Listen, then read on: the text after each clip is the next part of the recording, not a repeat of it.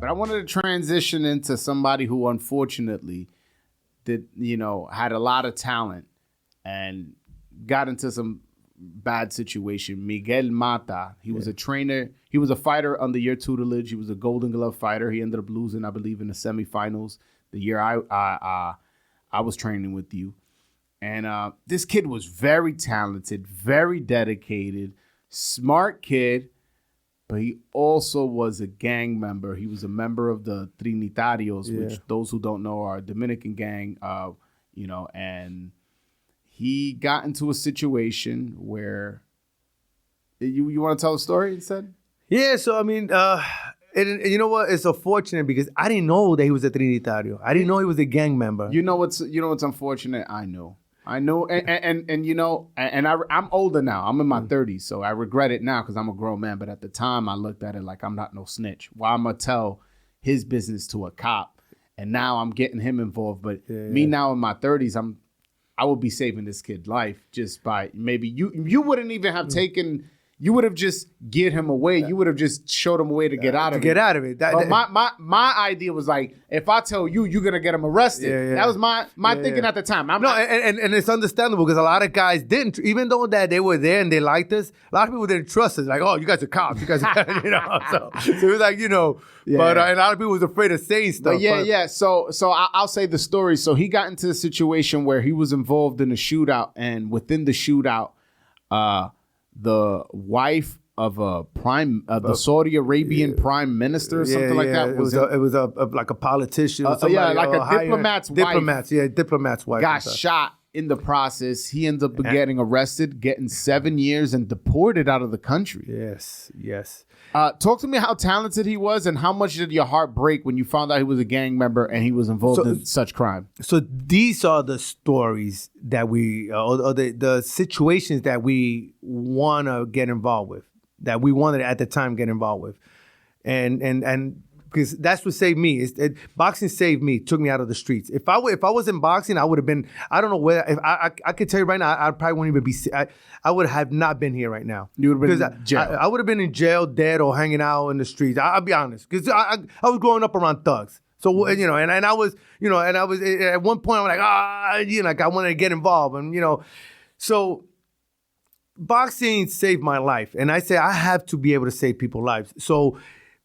This kid had natural talent. Oh, he was so good. He was tall, skinny, lanky, but he had a punch, and he was dropping people in the gym left and right. I remember. And and then it was sad, man, because I didn't know he was a gang member. Like I said, if I would have known, I would have tried to talk him out of not joining or getting out of it and staying in the gym, because I knew he was messing up somehow because he was losing fights that he was supposed to lose.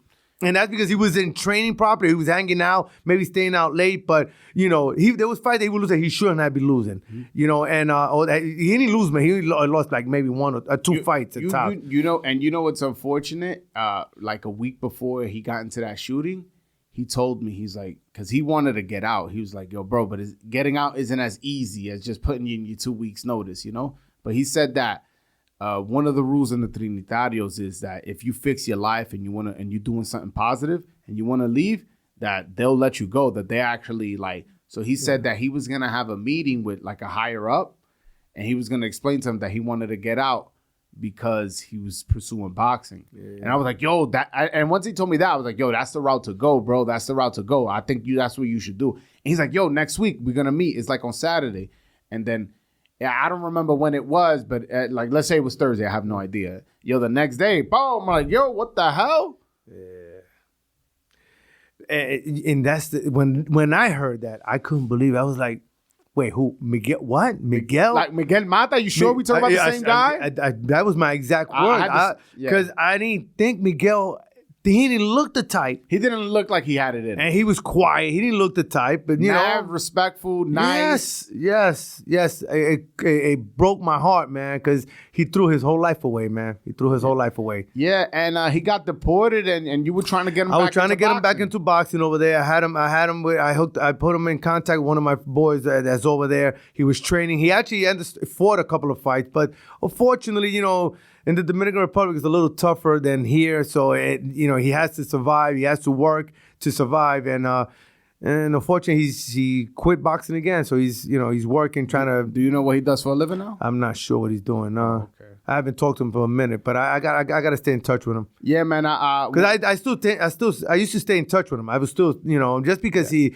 Listen, I mean, I'm not gonna stop talking to you because you did something like that, or because at the end of the day, you still were a good kid. You was good to me. You respected me, and I respected you. So I'm still gonna stay in touch with you. Yeah, no. When he got out of jail, me and him, we spoke a few times, and it was always positive, but I never ran into him. I haven't been to the times I've been to DR. I've been with family, and I haven't reached out, but I definitely. When I'm out there, hopefully, I could get a studio out there and I could get him in for an interview because he was a cool kid and man, I want to know more about him. I want to know more about him, man.